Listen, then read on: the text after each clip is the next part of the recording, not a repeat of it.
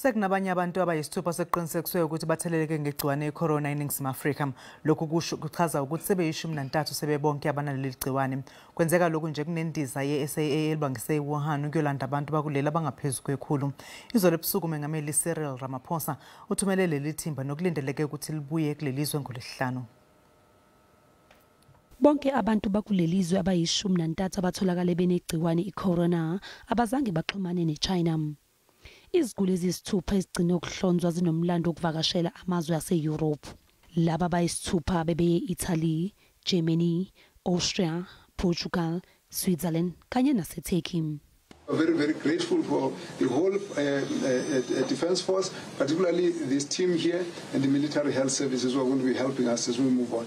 I also want to thank the colleagues in the Department of Health, the Acting Director General, the Port Health team, the NICD team, the National Health Laboratory Services, and the MECs and heads of department. This is one team again that's moving around.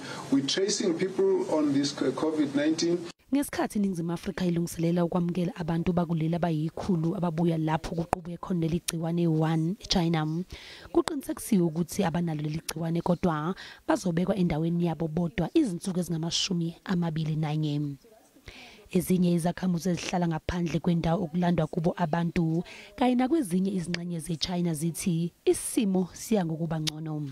Limiting movement alone just to make sure that people were more aware of being cautious and quarantining themselves if they were sick, and it sort of made the process a little bit easier to follow. I think now it's not as scary as when it first began. Today, there's been 8 confirmed cases of people that are infected in our city, and so we're told not to go to the city center.